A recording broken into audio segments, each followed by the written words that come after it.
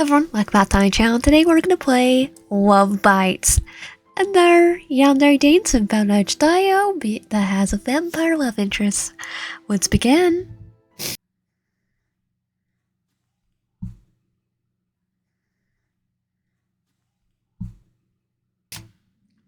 Darkness. I can feel my eyes open and close for the darkness, though the darkness stays. I blink again and again, but the darkness stays all the same. Ugh. I try to locate my hands. My body seeming torn apart and scared throughout the darkness. I can almost feel the microscopic tendrils extending from my brain through my lips, probing, squeezing, wiggling just beneath my skin, grabbing hold of my body parts, pulling me back together. For I could feel my hands lying beside me on cold, hard stone, tight ropes wrapped around each of my wrists. What's happening? What I also feel is my lack of coverage. Like no blanket. Whoever did this to me made sure to humiliate me in every way possible. Or they'll close period, yeah. No. All they left me in was my underwear. I saw the clump forming in my throat and blink away the tears from my eyes. From my eyes. Where am I? Hello? No response. Despite everything, I could feel myself relaxed by the apparent lack of anyone else in the room. With my body falling my own again, I could feel the rough fabric rubbing against my eyelids, a blindfold robbing me of my sight. At least a sigh. At least I hadn't gone blind. After a moment, I started to make out shapes, lines slimmering through the fabric from my eyes. A basement? I stretched my arms, pulled the ropes half-heartedly, just to see how much range I was granted. The ropes tightened as soon as I lift my arms a few centimeters above ground. Lifting my legs is easier. Apparently, whoever tied me hadn't thought it necessary to blind my feet out as well. Well, that was a mistake. A small victory, though a useless one. There wasn't much I could do with my feet. Oh, there is. There definitely is. I tried to remember to fix the projector in my brain, but no matter how hard I'd push, I see nothing. Who am I? There's not a single thing about myself I can remember. I rack my brain for any piece of information I may be able to locate deep within my mind. The pounding inside my head makes it hard to focus on any thought fitting between my the opening inside my head makes it hard to focus on any thought filtering from my brain. It feels like something buried itself deep into my brain, eating away at any concept of a self I once had. If there's a flicker of something, I reach for it, firmly grasping for the piece of myself. What's my name? Ryan, of course.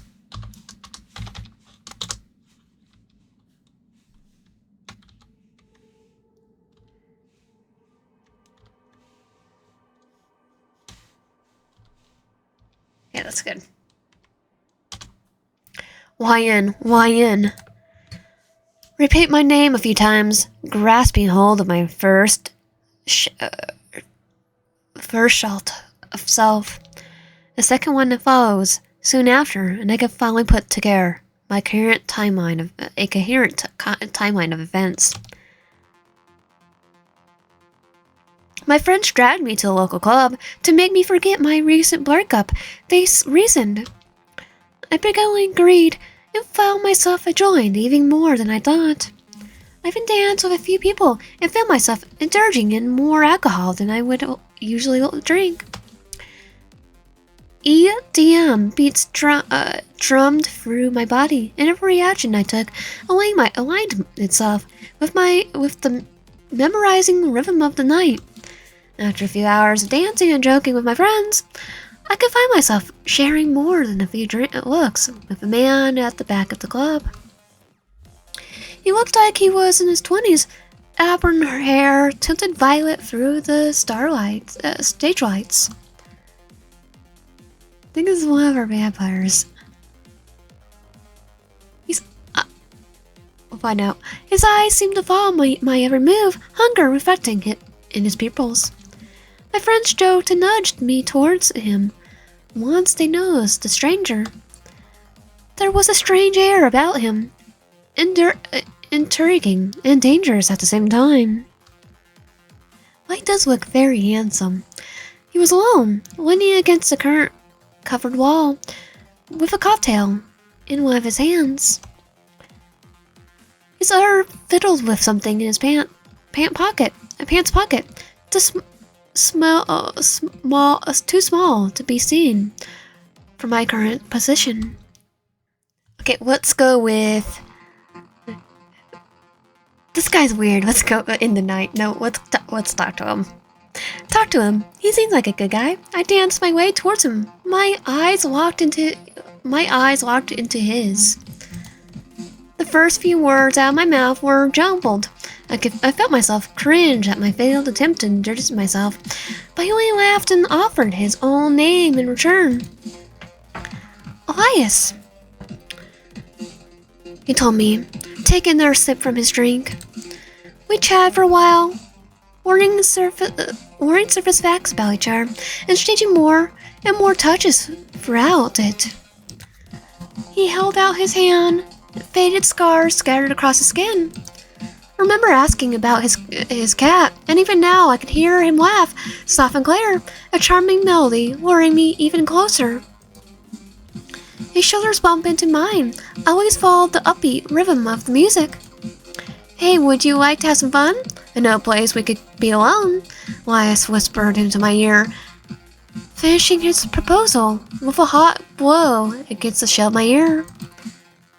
Okay, I'm gonna go with him. What could possibly go wrong? Go with him. His hands tying around mine, and we wave our way between the drunk and dancing crowd. Always only a mere moment away from one another.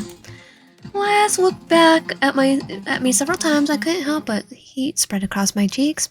His eyes went on me. Our fingers intertwined. Even now, I could feel his rough skin rubbing against my own. His hands tied around mine, and we wave our way between we already saw that. But Elias looks at me several times, and I can't help but heat spread across my cheeks when his eyes land on me. My friends laugh and wave when I left the club with my new conquest. I knew they would call me the next day, ready to hear every detail of my night. That was the plan. Now I found myself blindfolded in the same damp, cold room, my hands bound and bond and belongings gone. Crap.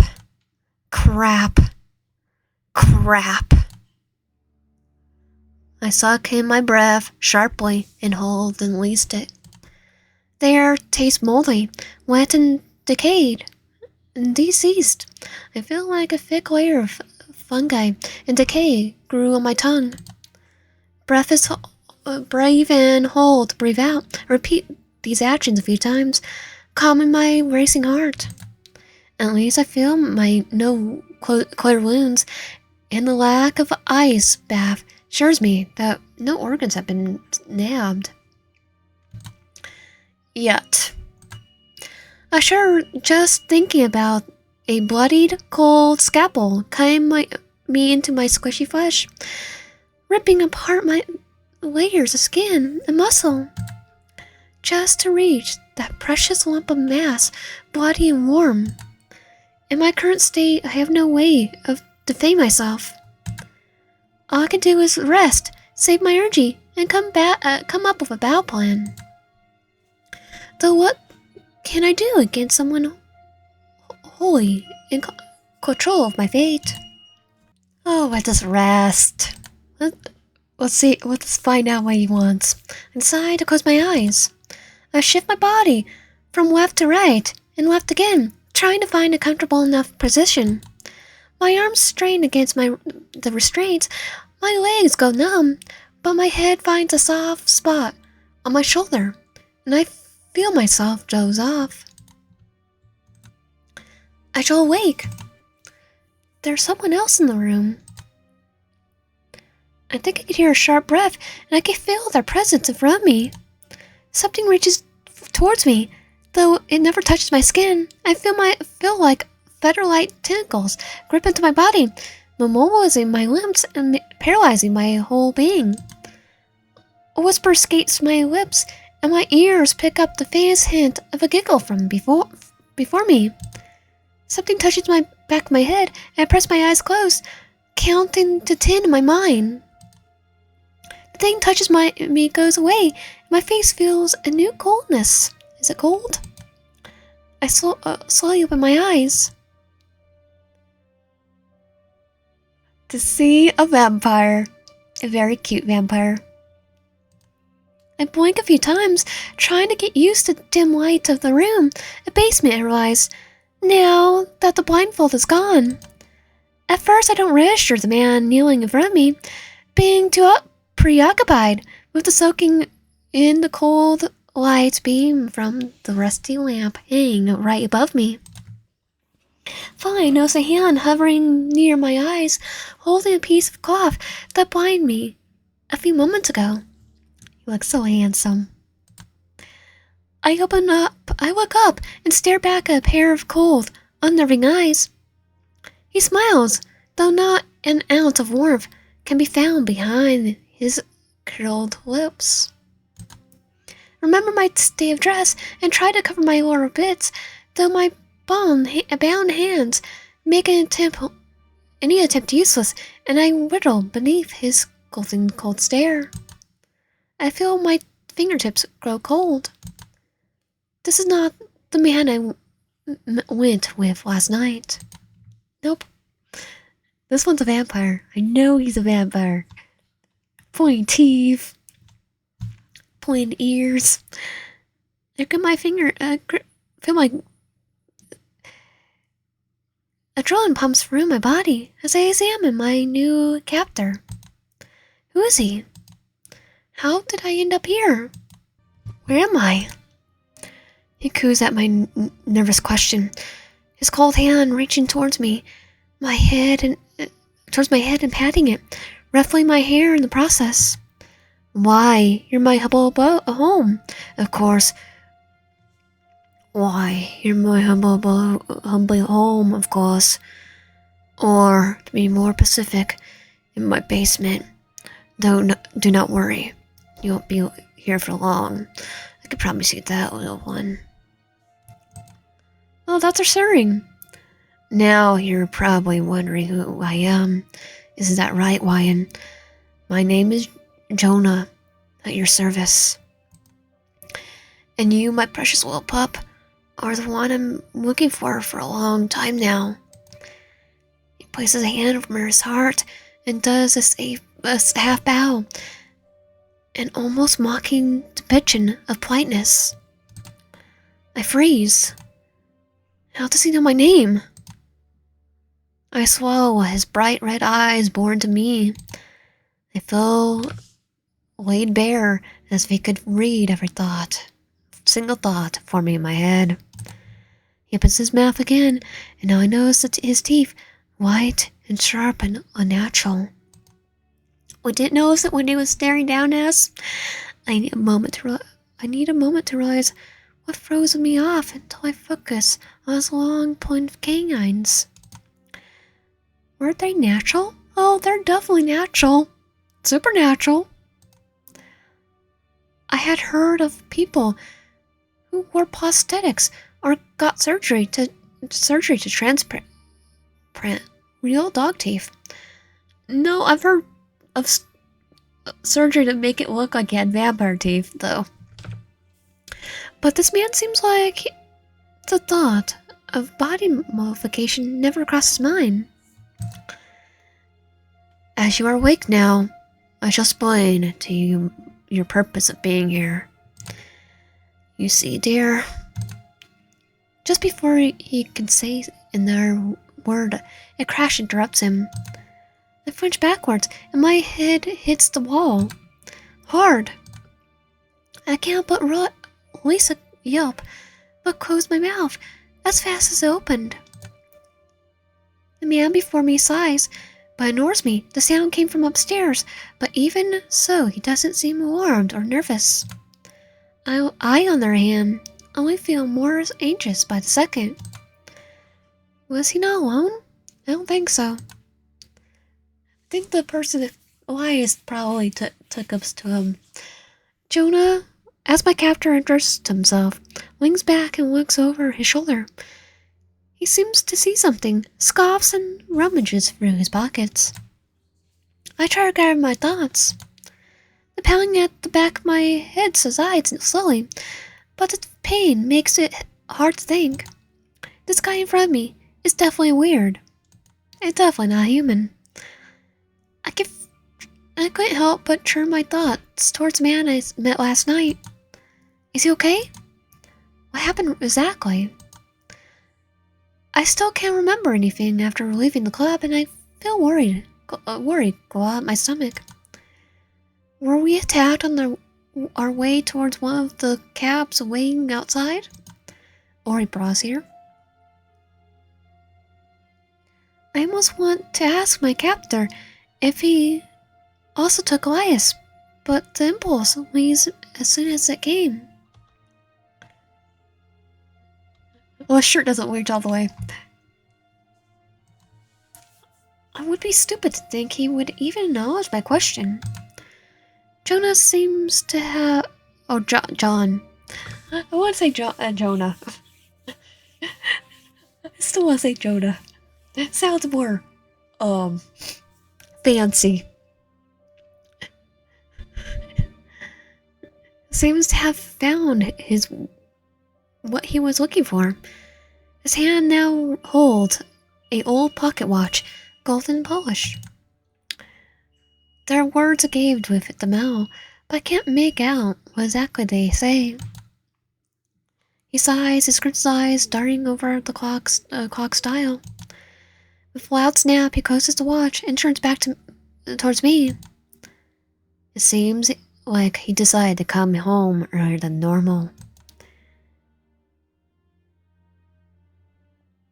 Yes, John. I was still gonna say Jonah. Oh well, what can I do? He puts his watch away and claps once.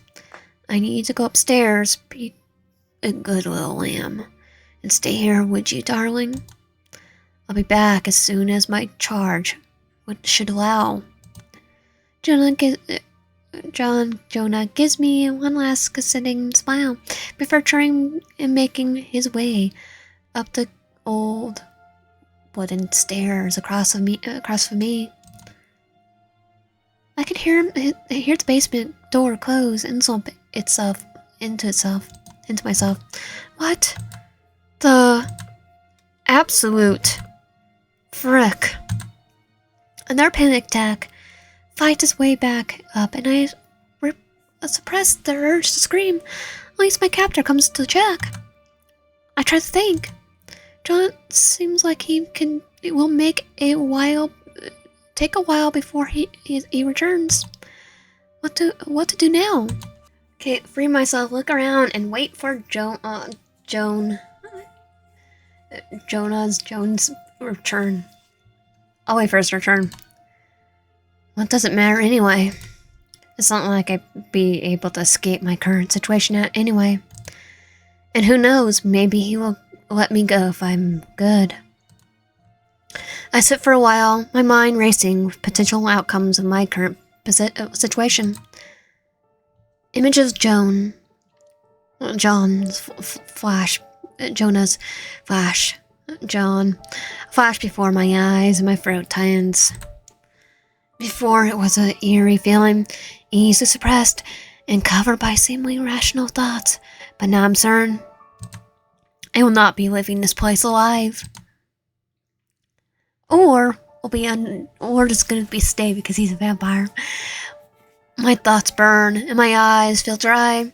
I try to breathe steadily and force down the bile traveling up my throat. Silent tears fall from the corner of my eyes and blur my vision. Soon there's only one thought occupying my mind. I don't want to die. Soon the sentence is all that's left on my mind.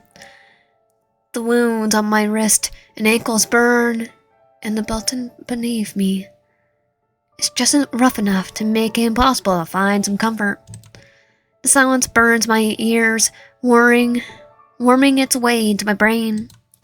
I press one side of my head into my knees and cover the other with my tied-up hands. Soon I could hear my own heartbeat, drumming along the unknown rhythm. Its melody smooths me, but bit by bit, and I start to calm down. Slowly the door to the top of the staircase flies open, and someone rushes down the wooden steps. I need to blink away the salty tears clinging to my eyelashes before I could clearly see the man in front of me. Our eyes meet, and a surprised squeak escapes my lips.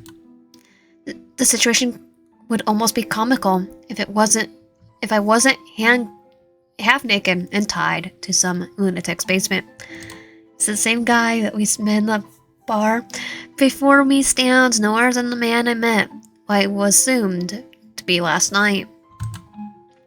Elias? Lion, I'm sorry it took a while before finally getting here. Breaking in took more effort than expected. He chuckles apologetically and shoots me a cheeky grin. I gap his nonchalance. Elias knows my furrowed brows and raises his hands as if to placate me. But don't be worried. He has not noticed me coming. I made sure he would be distracted by blood, right? He laughs again, while I narrate, brushing past my ears like a sweet kiss. Dumbfounded, I take a moment to respond. What do you mean? What are you planning on doing? I'm here to save you, silly. My heart swells with hope after hearing that. Elias draws near and soon towers above me, blocking out the light of the lamp completely. I have to blink away the dark specks falling across my vision when he does. Only now was I able to realize how uncomfortable bright the light was before. My eyes burn and tears gather along the rims of my lower lips. I blink again and again. Suddenly Elias grabs me and pulls me up. What are you doing? I whisper, yell, too scared to really raise my voice. Still Elias starts, surprised by my protest. Picking you up? Of course, we need to leave as soon as we can, or else we'll be in big trouble. By who? Jonah? He laughs and looks at me with smiley eyes. Still, please don't suddenly pick me up, okay? You're scared me. I protest, but only half-hearted.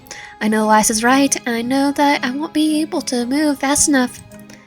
I sigh and raise my arms. Elias stares at me for a moment with it. Oh, he reaches beneath them and lifts me up. What? A squeal escapes my lips, even though I anticipated it. His arm sneaks around my legs, and he pressed me against his chest. I like the spiderweb in his hoodie. His warmth envelops me, and for the first time since I woke up, I feel truly safe. It would be best if you close your eyes, breathe, and it will only feel like a moment until you are safe. His chest vibrates when he speaks, and his voice lures me in. I feel safe, protected, and despite everything, I grow drowsy. But don't worry, I'll keep you safe. I want to respond, but my mouth won't open. All I can do is gaze into his eyes until they close as well. After all, you and me, you are my own one and only. Okay, this is the end of the demo. Worse if there's any other endings. So I went back and actually made it so I can, instead of going with Elias, I decided to say no and to going to meet him, and instead of went to our apartment, and he's looking up to us. So now we're gonna go free ourselves with no blindfold or creepy man to distract me. I can finally take care of my bindings. I pull my restraints and twist my wrist. My numb fingers brush past a knot, darting back and forth until I have a strong mental image of the way I'm tied down. Despite everything, I smile.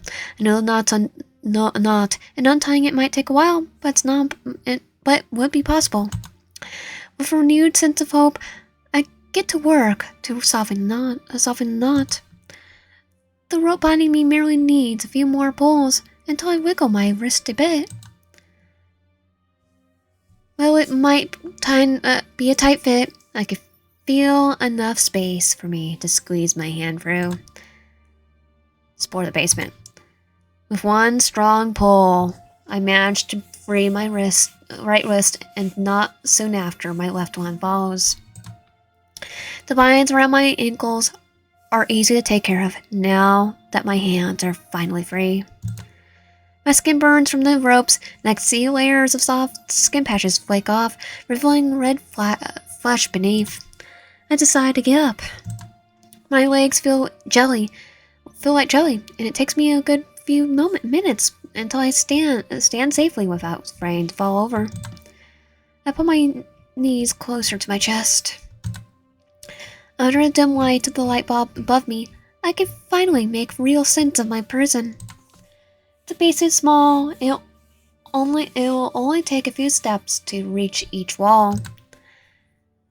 Tools hang on this one before me, neat and tidy, and they look old, rust blossoming on the blades of axes, and rot penetrating the wooden handles.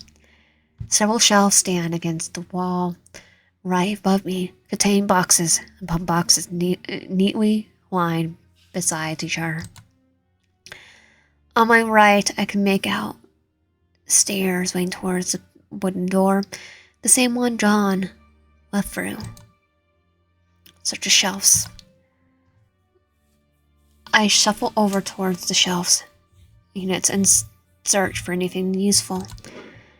Between old damp newspaper and some empty tin cans, I find a long splintered piece of wood. A stake.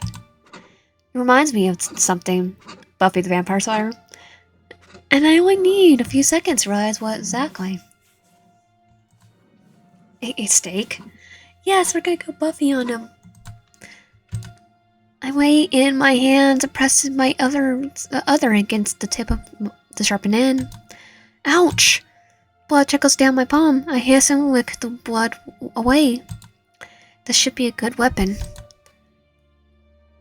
Sit back down. I decide to sit back down where I was bound up before, because what else do we need out of a stake? Better sit down before he catches me walking around. I hold the stake in my hands for a moment, clueless to what I should do with it. I watched too much Buffy to know to actually know exactly what I'm going to need to do with it. Stake him in the heart. After a few seconds fiddling with it with my hands, I have an idea. Careful to place the stake between my butt and thighs, and wiggle around a few times. The light from above casts a dark, impenetrable shadow beneath my legs, making the wood hard to notice.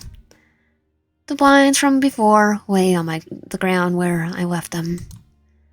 I picked them up and wrapped the rope around my ankles, though looser than before. Still, the rough rope rubs against my open flesh, and I hiss at the stray bristles entering my wound. I sit for a second before he finally comes back. I'm pretty sure I dozed off for a while. The basement door creaks open and the sound jolts me awake.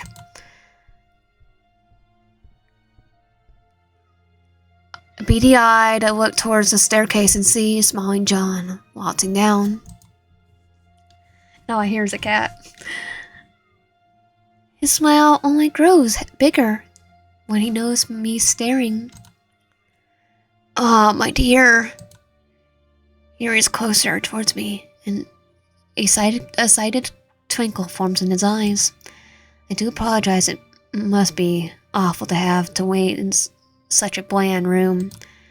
Sadly, it does take a certain amount of time to placate him. But what can I do? After all, I'm in charge of his well-being. I have a feeling that him and Elias were working together, actually, or living in the same house. John kneels down and strokes my hair. I freeze up, and drowsiness left vanishes immediately. He coos and pats my head a few more times before getting back up again. If all I could be with you again, dear. A few moments I spent away from you felt like eternity. After all these years, you're finally mine again, reborn, but still beautiful as before. He closed his eyes for a moment, as if remembering something far away, seemingly centuries in the past. His face twists and John seems to be in deep pain, but in only a second his expression turns neutral again. We should go upstairs. Such a dark and damp place isn't becoming of you after all. Well then, time's wasting. Someone else is dying to meet you again as well, and who am I to keep him from such a pleasure? He bends down and ties my legs. I press my knees tighter together and stretch my legs a bit. I hope my actions come across as making it easier for him to untie me rather than me hiding something, especially a stake. John doesn't seem to notice the stake and grasp my bindings with ease. He loosens the knot with ease, and it takes him a few seconds to remove the rope. His hands brush against my open flesh. I can't help but hiss. John looks back up and smiles. He raises his thumb and lays it on my wound. I plead silently and try to make eye contact.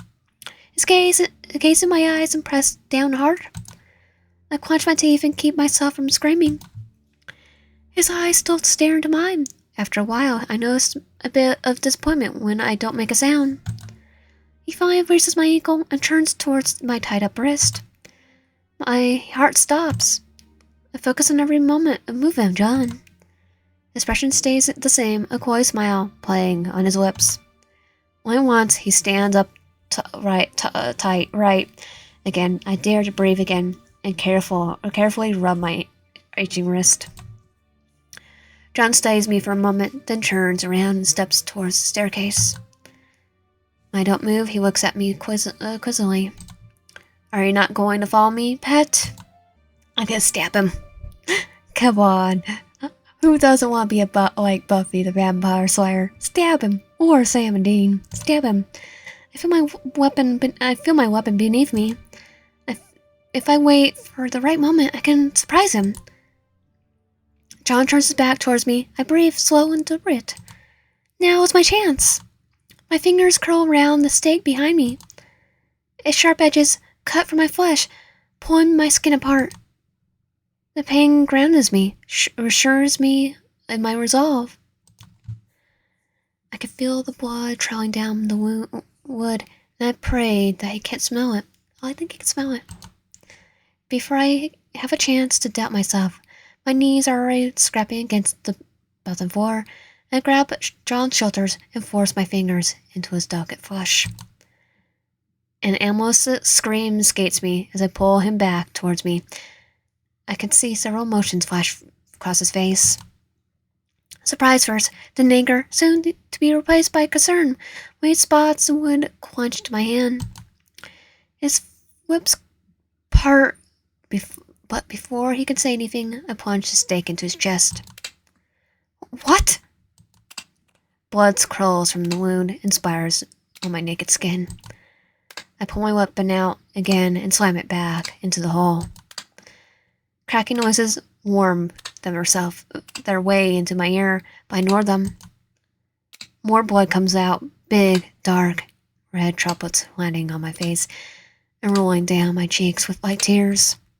Soon, all I see is red mixed with white, but I do not stop. Splish. Splash. Splash. Again and again I enter him with the stake. His chest soon only a pool of guts. My hand stills and I can feel my muscles finally relax. With a loud final splash, the wooden stake falls down into a gore before me. Blood covers my head to toe. A blood sea spreads across the floor between my feet. Well, it was self-defense and it was a vampire. I look towards John, empty, dead eyes stare back, bloody tears clinging to his lashes. Vomit fights its way up my throat, and I gag several times before puking next to John's. Massacred corpse. Yeah, that was us, though. We should have stabbed in the heart and ran. A mix of water and bile flood my mouth. The taste makes me flop again. I wipe my face a few times, only smearing more blood across my lips. I did it. It's like, he could have been a good vampire, though. Okay, he kidnapped us, so not really. I wanted to fall forward, but I clenched my thighs and pushed myself up. I am not out yet. I turned towards the stairs and stumbled back across the floor, leaving behind the red footsteps. Once I reached the bottom stair, I let out a deep breath. Let's get out of this frickin' place. The stairs are steep, old and wooden, sharp, pointing sprinters are rooted across the steps. Carefully place one foot before the other and make my way towards the decapitated door standing between me and my freedom. Finally arrive at the last step and stretch my hand to push the door open. My hand merely brushes against the door, wooden damp wood when the door easily gives way, and a bright light blinds me. Crap, what the? I raise my arms in front of my eyes to ward off at least some of the shining light. Is everything alright? Before I could process what's happening, I hear a sharp inhale and feel something hard push against my chest. For a moment, I feel weightless, like I'm flying. What? Is all I could think of before the unbearable pain reaches me. With a loud thump, my body plummets down the stairs and my head splints into half of pain. My lungs scream and I am left breathless. I inhale sharply and regret my decision immediately. My throat aches and pierces me with every breath I take. Something pushes against my lungs and I decide to flatter my breath until the piercing pain transforms into dull H. What the crap? Quick footsteps accompany the voice. Are you okay? I want to respond to that voice, to my savior, and tell them to get me out of here. My mind spins and I can't form any coherent words. Soft croaking, pain, moans, and all I can raise, and I hope they are enough to make myself noticed. I can hear how that person comes closer to where I'm lying. Yes, over here. The footsteps halt beside my head and I rejoice. I pry my eyes open to see who's standing beside me and gag at my view. My arms and legs are unnaturally angled away from my body, with pieces of wood sticking out of them. Several cuts line my skin, and I feel yellowish white picking between my torn flesh and ripped muscle tissue. I force myself to look away and focus on something other than my broken body. When I turn my head, I could hear something crack, and a brittle sharp pain shoots up my neck. A groan and moan and tears form at the corner of my eyes. What? Golden blonde hair shines beneath the basement light, and cries of pure agony reach my ears. No, you can't die. You can't. You promised me. Another painful moan escapes me, and the man kneeling before me, the corpse turns towards me. Eyes filled with hatred, sadness, and despair bore into mine. You. The man gets up and walks towards me. More and more tears fall down my cheeks. I cry more and more, but not because of I saved. No. He raises his foot and looks at me with one last time before... Crack. Everything goes black. Bad, and you close your eyes forever. Okay, I'll follow. I hesitate for a moment. Fear stabs at my heart. Cold sweat runs down my back when I think about what will be happening to me. Despite everything, despite my fears and concerns, I know I need to follow him. Whatever may beway me, defying John's orders would be equal to a death sentence. Yeah, we know. If we stab him, it was death sentence. So I gulp down my growing anxiety and carefully make my way towards the man standing before me. This is the end of the demo. I hope you enjoyed yourself so far. Aw, can't see what's up.